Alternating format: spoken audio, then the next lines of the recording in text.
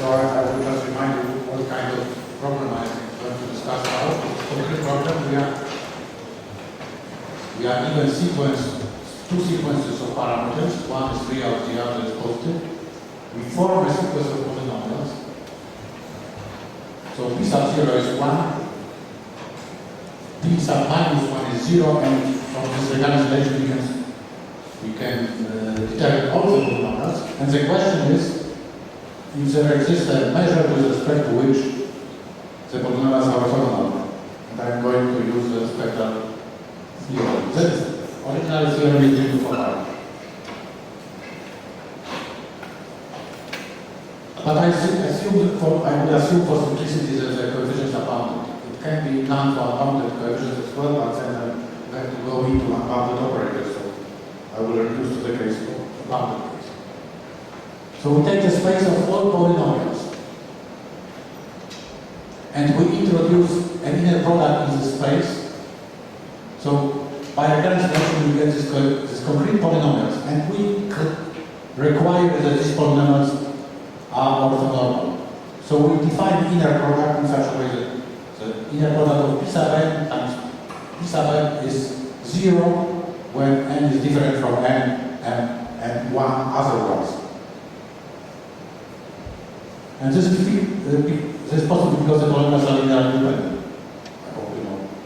So we can claim that they form orthogonal cases. We take this. We have defined the inner product. Once we have inner product for p sub n,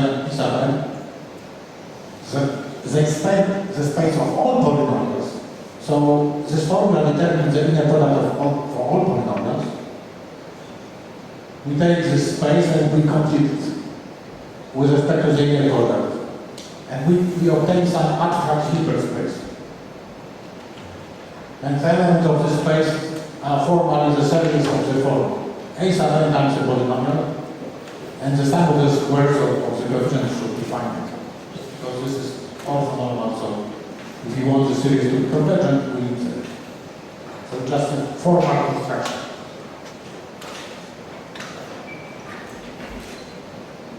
And we can consider an operator acting on the polynomials by multiplication by x. If you take a polynomial multiplied by x, you get a polynomial. But by the recurrence relation, when you multiply p sub n by x, so you apply operator n, from the recurrence relation you get z. That was the assumption. So x times p sub n is this. Now, it's not a big deal to show that n is actually bounded on extends from polynomials to the completion to a bounded operator on h. The bounded terms follow from the fact that these sequences are bounded. That's obviously infinite, so it's not a big deal. And also the operator is self-adjoint, and this follows from the fact that these coefficients here are related. That's the only thing for self-adjoint. Now, once we have bounded self-adjoint operators, we can apply the spectral theorem. There is so, if you have never heard about spectral resolution, you just survive this and the next slide. Okay. Because I think it will be very detailed. So, by spectral theorem, there exists a resolution of identity of x consisting of increasing factor of projection, so that when you apply polynomial on the operator, which means that the operator multiplied by p of x and multiplied by x, so p of n multiplies by p of x, you can be written as the integral of p of x with respect to the increments of this resolution for n polynomial. That's the spectral theorem. Now we want to get an orthogonality measure. What we get is we just take one matrix coefficient. So we take a spectral measure, we take a function 1, inner product with 1, and the increment of this. So this is a measure now. Right? It is a probability measure because this function is a unit vector. I mean, there's a norm is going to be 1. And now we will check that Pn and Pn are orthogonal with respect to that measure. So if you write the integral using spectral theorem, we will get the inner product of operator P sub n on n, P sub n on n. So this will be replaced by this 2. dv of x is replaced by e of x by 1 and 1. So by spectral theorem we will get this formula actually. Now we can move this operator on the that operator on the other side of the inner product because it's self-adjoint. Now Pn of n multiplies by x, so P sub n of n multiplies by P sub n of x. So you get here P sub n, because if you multiply P sub n of x by 1, you get P sub n. And the same here. And by definition of the inner product, these were orthogonal to each other. And that's also the one to measure. The similar resulting works for an object coefficient, but the problem is that the operator, which is defined as being symmetric, but unbounded now. And in order to use spectral theorem first, you have to find the self-adjoint extension of your operator. And it can happen that self-adjoint extension is not unique, and also the orthogonality measure is not unique. It can happen. If there is time, I will discuss this issue later. There are strange things can happen when the operator corresponding to the curve lambda and lambda, the plane is not bounded.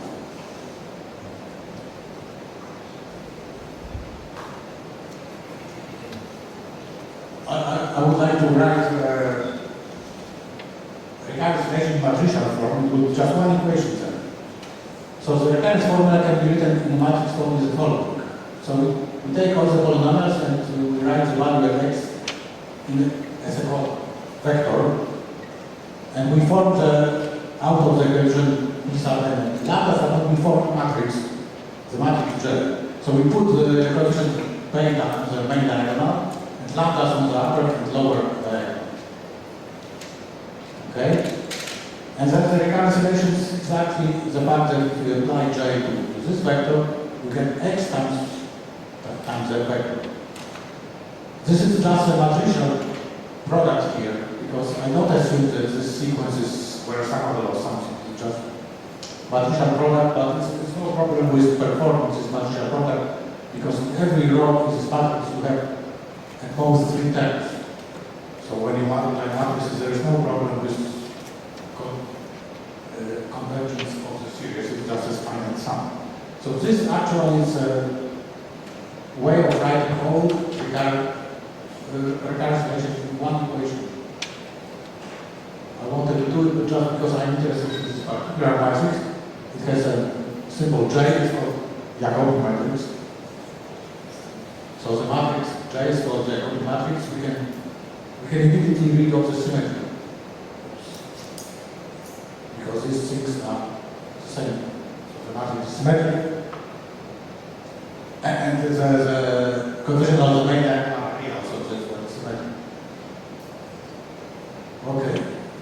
And studying Jacobi matrices is actually crucial in understanding any self-adjoint operator. So it was a very particular matrix, but studying it is the same like studying every operator, self-adjoint operator. So I will try to explain what this is. So it assumes that we have a bounded, start with a bounded operator for simplicity. We start with a bounded self-adjoint operator in the separable integral space. And assume for the beginning that it has a so-called scientific vector. So it's a unit vector, so that if you take this vector and you apply A with this vector, A squared with this vector, and so on, you will get a sequence of vector, and you assume that the sequence of vector is linearly dense in the whole space. So that by definition means that V is a scientific vector. Okay. And of course, self-adjoint operator doesn't need to have a scientific vector, but it's possible to decompose any operator into a direct sum of operators, so that every operator, every type has a cyclic vector, and it can be done as follows. So in general, we can decompose the direct sum of self-adjoint operators with cyclic vectors. Let's see how it goes. Take any vector and take the space generated by this vector. If the linear space is equal to the whole space, this is cyclic vector. But if not, we just call this subspace H sub V. Now, this subspace is clearly invariant because, which means that when you apply A on this subspace, you are inside the subspace again. Because if you apply A to any of this vector, you get the next vector. But since the operator A is by assumption self-adjoint, so if this space is invariant, also the orthogonal complement is invariant. Therefore, we can take up the whole space into the orthogonal direct sum of HV plus the rest.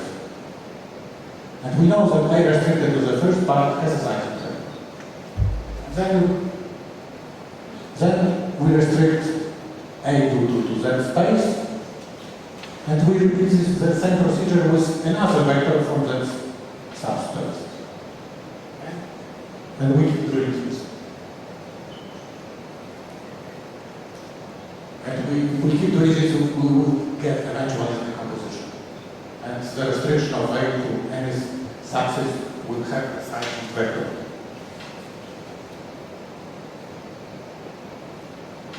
Okay, so once we know that every operator can be decomposed into a direct sum of operators with cyclic vectors, now we are reduced to an operator with on one of these spaces, so I can take a self-adjoint operator with a cyclic vector V.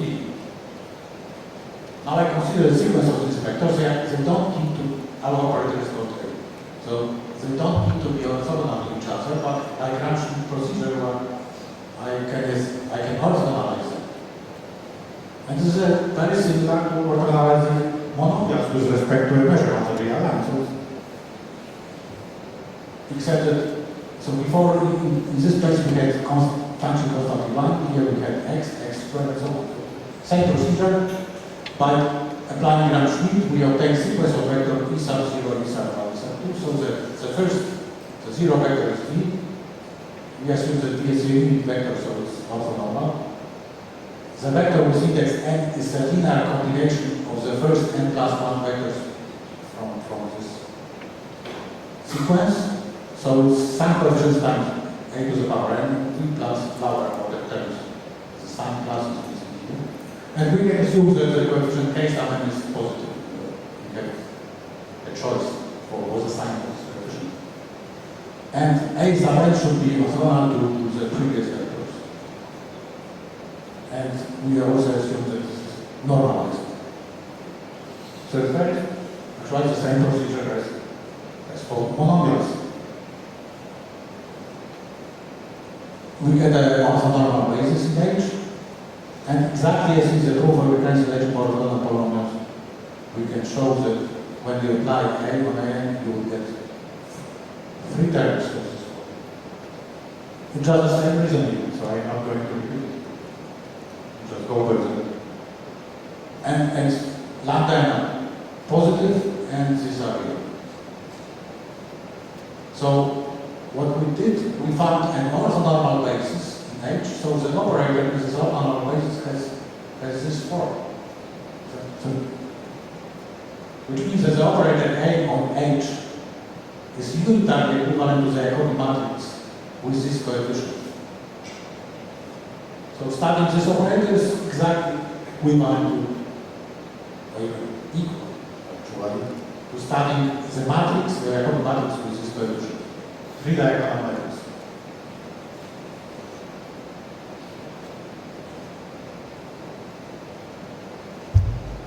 Okay, I will discuss indeterminacy. And just to show you that strange things can happen. So first of all, if the measure has bounded support, so we go back to polynomials. are taking a measure on the real line with bounded support, we know that we can get a sequence of orthogonal polynomials. And it turns out that there is no other measure, mu, with respect to which these polynomials are orthogonal. Mu, once we start with a measure with bounded support, we form orthogonal polynomials. If these polynomials are orthogonal with respect to other measure, this other measure should be equal to mu. I will show you how it goes, why it's unique, but of course we also admit, when we assume, when we want to prove it, we also consider measure with positive unbounded support. So, let me prove that this measure mu is the only orthogonality measure for this polynomials.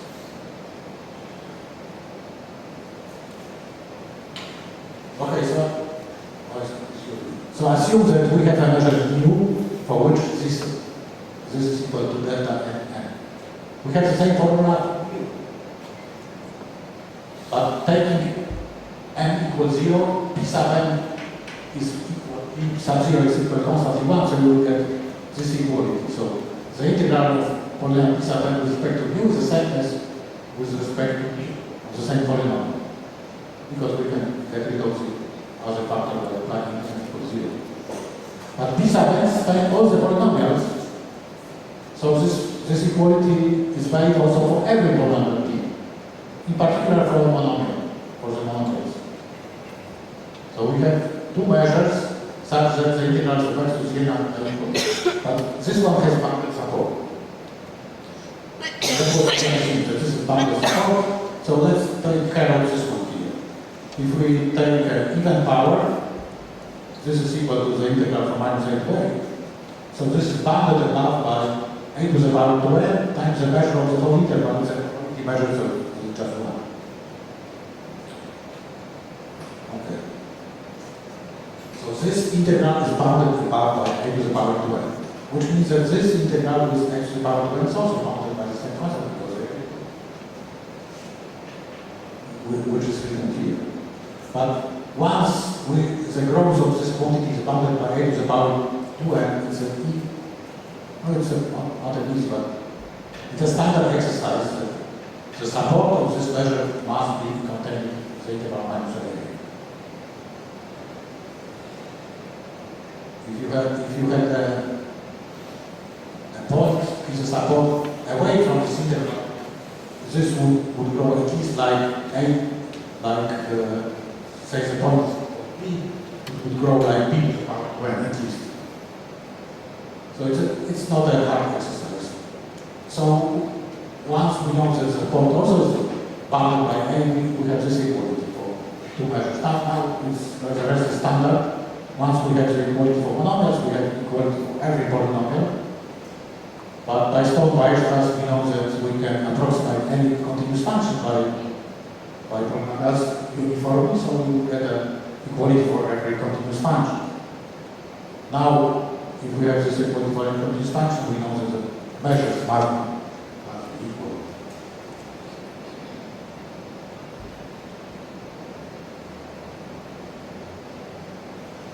Now, can it happen that the measure is indeterminate? Which means that we will have a measure, now we know that it must have unbounded support. Can we produce easily a measure which is indeterminate, which means that when we produce orthogonal polynomials, these polynomials are also orthogonal with respect to another measure? There are classical examples in the literature, for instance. But I will show you it can be done pretty easily if you are familiar with Fourier analysis just a little. Okay, I will construct an example by means of Fourier transform. So start with a function which is C infinity and even function with compact support on the real line, but I assume, which is important, that the function vanishes in the neighborhood of 0. So that's important. So C infinity with compact support, but 0 is not in the support. The function vanishes in the neighborhood of 0. And phi is its Fourier transform. Since the function f is even, the Fourier transform is a real function. If it's C infinity, phi is also C infinity, and from compact support it follows that if I multiply phi with any power of t, it's bounded and integrable. And I can multiply by any power is integrable. Just to remind, I will give you an argument just to remind you the method. So it's pretty easy. It follows from the fact that if I differentiate this function anytime I want, it still belongs to the infinity with compact support. Because f was such function. So I can compute, evaluate the Fourier transform of this function. The Fourier transform is denoted by this script letter f. So I take the Fourier transform of derivative at t, and you should know that there is a simple relation between the Fourier transform of the derivative and the Fourier transform of the function itself. You just multiply by I to the power n. And then the Fourier transform of the original function. So this was denoted by phi. So take n equal to n plus 2. So first of all, we know that this function is bounded. The Fourier transform of function is bounded, support is bounded. So for n equal to n plus 2, this is bounded, say by a constant c. Now I want to prove that the integral is finite, so first I split integrals from -1 to 1 and the rest. This is bounded by 1 from above, so I will replace it by that. Now, this is bounded by c, which means that this one is bounded by c divided by t squared. And I have the impression that this integral is finite. So, what I do is this claim. Okay. I need that because I will use this function as a density of a measure. And I want to integrate monomers, so the integrals of monomers with this density should be finite. Okay. So let's take Fourier inversion formula. So that's an original function, it's Fourier transform, and Fourier inversion formula is this one here. Now we differentiate both sides n times with respect to x. We get this one. In fact, it's easy. There's no transformation.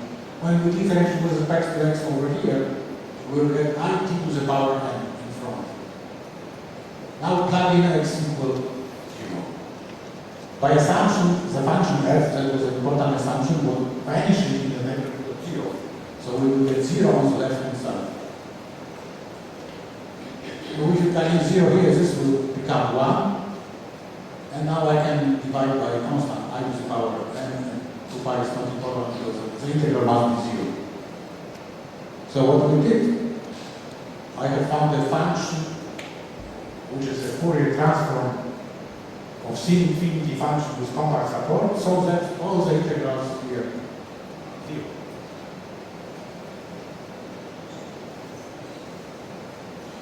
Okay. Now I will use it. We take a parameter from -1, 1 and consider the family of measures. I take the absolute value of this function phi plus a times the function without the absolute value. This function inside here is of course not negative because a is between -1 and 1. So the density is non-negative, so we can get a sequence, a family of measures. Now let's see what happens when we integrate this measure with t to the power n. So we have to integrate the absolute value of phi with t to the power n and then constant time phi of t with t to the power n. On the previous slide, when we integrate phi without absolute value, it's 0. So this part is not important. This integral is equal to z1, and And there is no parameter A on this side, which means the left-hand side doesn't depend on A. And once we have it for monomials, we have it for every polynomial.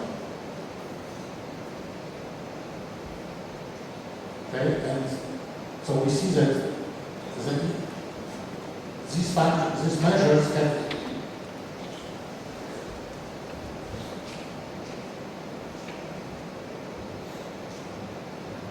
so if we have orthogonal polynomials with respect to the measure mu's are 0, they are automatically orthogonal with respect to measures v sub k. And we have the whole family of these measures. So they are all the same orthogonal polynomial.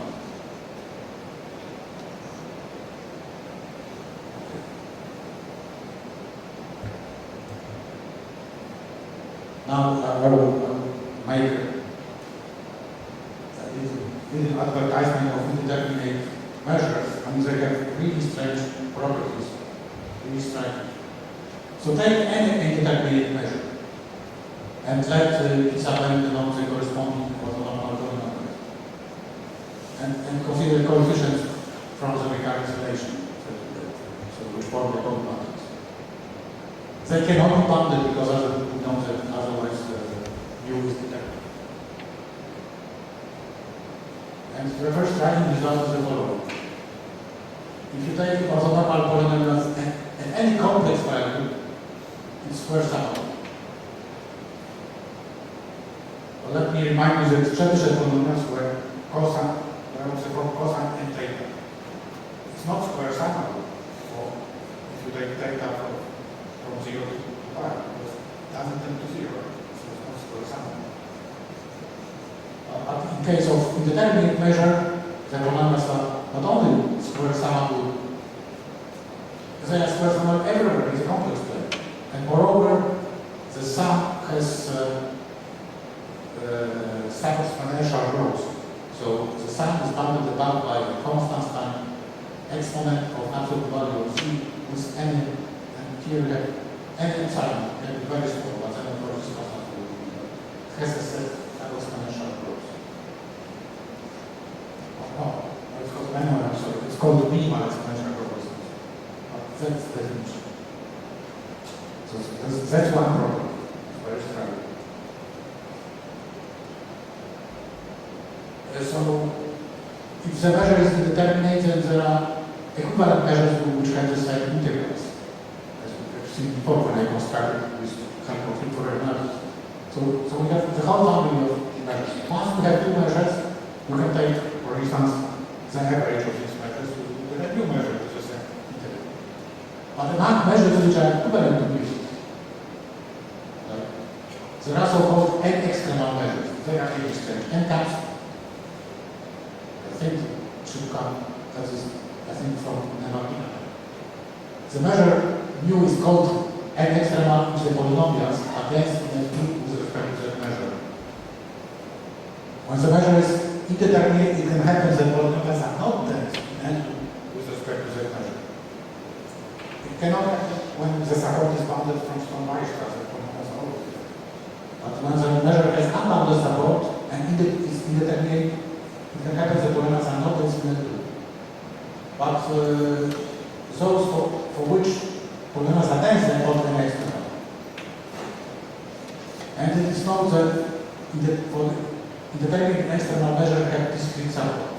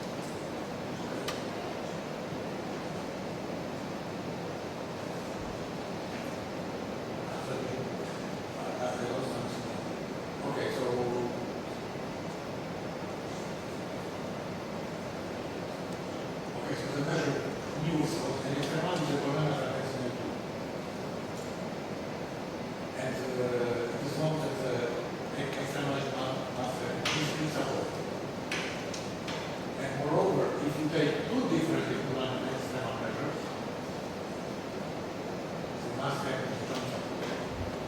So it's very striking because we have two measures which have the same components and actually these don't support.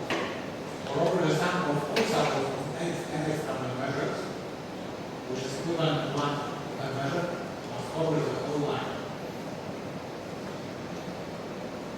So it's very striking result that there is a family of measures. Every measure is discrete. Every measure gives you the same moment. Every measure gives the same results, the same moment. The sum of the support is the whole real line, and every two supports are disjoint. It's a very striking. And if you take two such n external measures, the support are integrals. And another striking result is as follows. If you take n external intermediate measure, it must be discrete. So we take one point as a support. We remove the whole mass from the point. So we take original measure, we subtract delta of A times the mass of B at this point. So this measure has no mass at A. Delta A is a measure which takes 1 at A and 0 at B. It turns out that if you remove just this, the new measure is determinate. Just one point here. Clearly that, of course, the new measure corresponds to another number, but it's determinate. This measure is indeterminate. Just remove one point. It's determinate. So it's pretty striking. And there are many other very striking results of the indeterminate case. Now I will skip indeterminate case. We go back to Jacobi matrices with bounded coefficients. Okay. So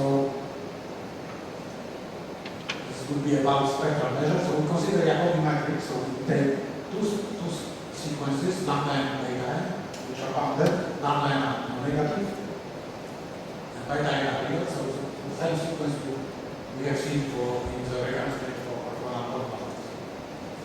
Now the problem is how to determine the spectrum of this operator and the nature of the orthogonality measure. It's not an easy task because we have an operator acting on square sum of sequences. So there's an infinite matrix you apply to square sum of sequences. You are after spectrum. Now the nature of orthogonality measure. What do we mean by orthogonality measure? Since we have these coefficients, we can form polynomials with this reconciliation, and by Papa theorem, there exists a measure by Papa theorem, or there exists a measure by spectral theorem. I was sketching with this proof. So we are interested in the nature of this measure, for instance, absolute continuity,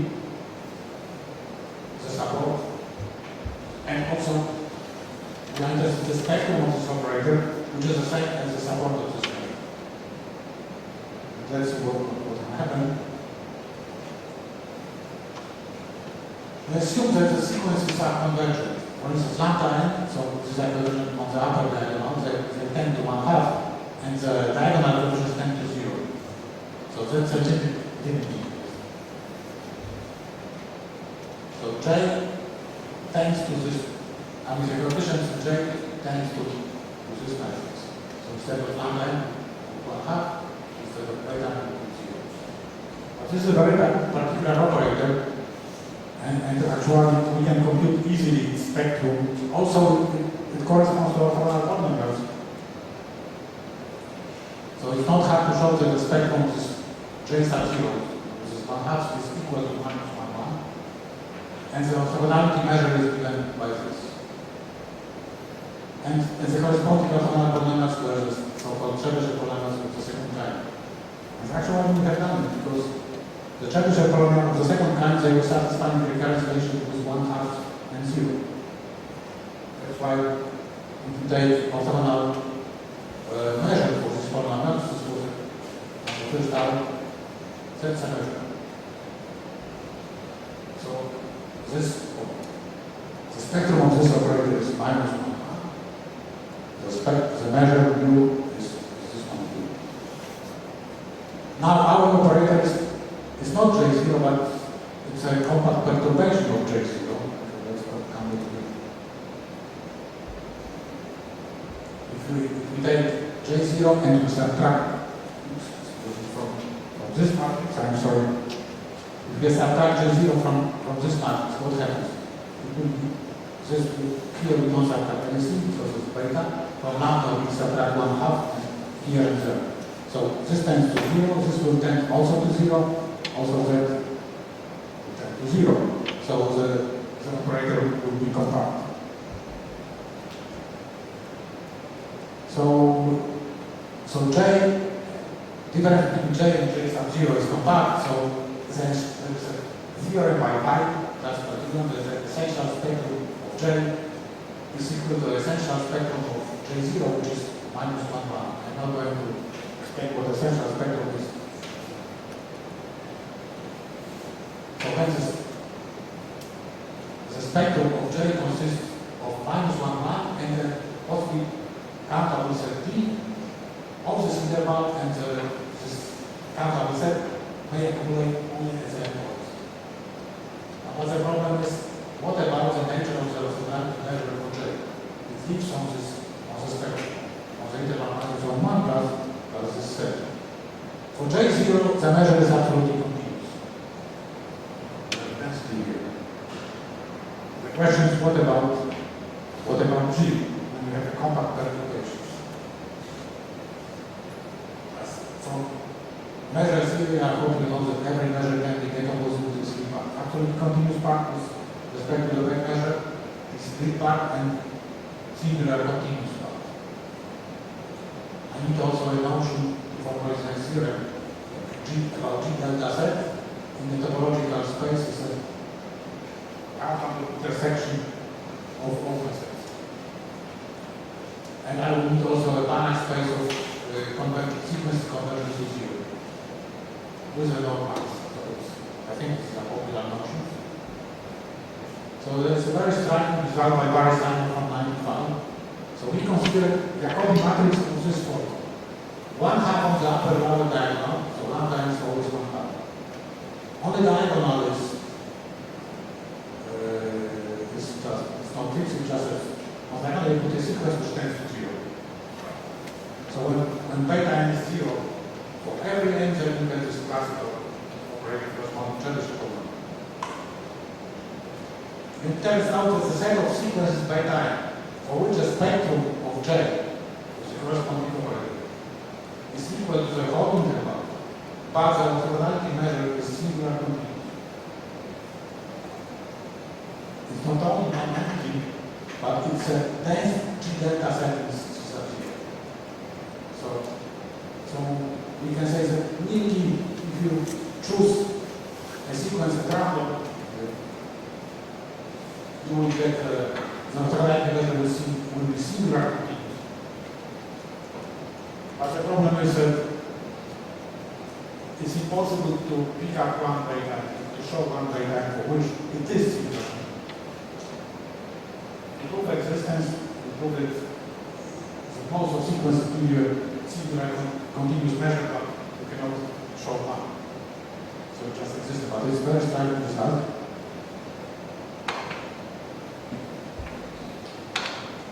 But if we assume some regularity condition of the numbers lambda n, I mean in Simon's theorem lambda n was just 1/2 if you focus on beta n. But if you assume regularity of lambda n and beta n, the singular measure is excluded. You cannot have it. There is a theorem by lambda n from the history that if lambda n tends to 1/2 and beta n tends to 0. But regularity means that the variation of these sequences is bounded, then the orthogonality measure is absolutely continuous with the open interval. So for instance, if the sequence is sometime in beta and are monotonic, then you have it for free and the measure is absolutely continuous. So you see it's not a big difference from here. Here, lambda is constant. Of course, it's great because it's constant, but beta tends to 0, but if it tends to 0 in regular way, in non-monotonic way, beta happens as a measure, you will end up with similar continuous measure to support this minus 1 really strong.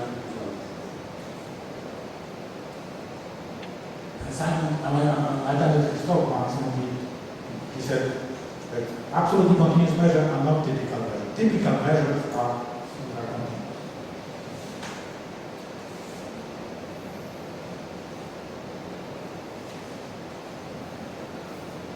Okay, and another striking result is the essential spectrum of the Jacobi matrix is like always stable for compact perturbation due to the line zero. But that's a spectrum, the set. But the measure which fits on this spectrum is highly, the character of this measure is highly unstable. And the following example you can find in the table by reading sign. I think the volume number 4. We take mu, which is the sum of the back measure dx on the interval 0, 1 and the Cantor measure on the same interval. Or any other measure which is continuous singular. So Cantor measure is a measure whose support is Cantor set. Well, it doesn't matter if it's Cantor measure, it can be any other singular continuous measure. But this you can construct. And once we have so we take the sum of these two measures, we can form orthogonal polynomials with respect to these measures, and we get this expression lambda and beta, and we form Jacobi matrix corresponding to this measure. That's J. Now we modify this matrix slightly. We take the matrix J, we just take the upper left column of this matrix, we add A as this upper left column. So it will be on the picture on the next slide. So delta sub 0 is equal to normal the matrix presented one is the upper left column and 0 otherwise. So J is just a one-dimensional perturbation of the matrix J. So the orthogonality measure for J is the sum of the back measure and the Cantor measure. So the singular part of the measure corresponding to J is non-trivial. This one here. But if you take modification J, this one-dimensional perturbation, the orthogonality measure of J for A different from 0 is absolutely continuous function.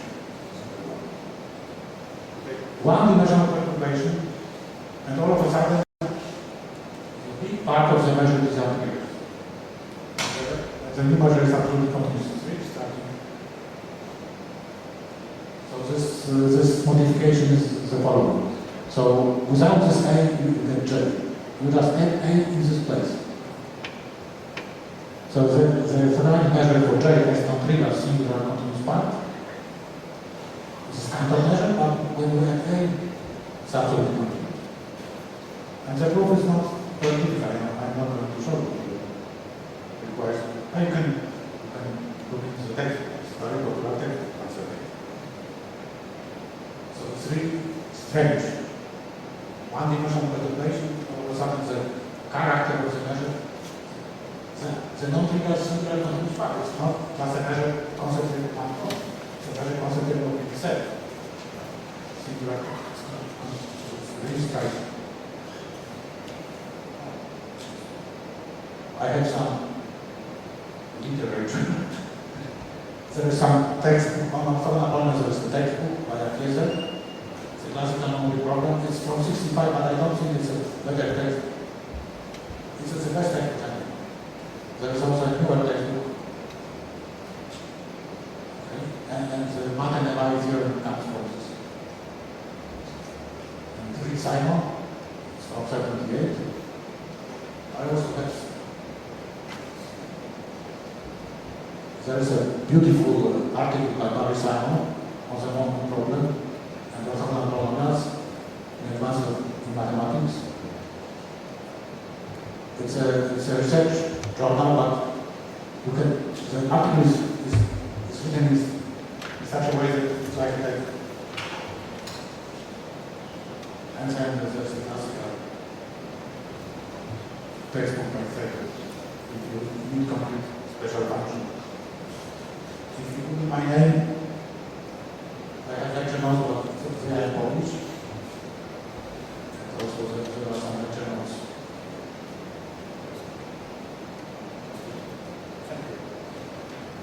Thank you very much.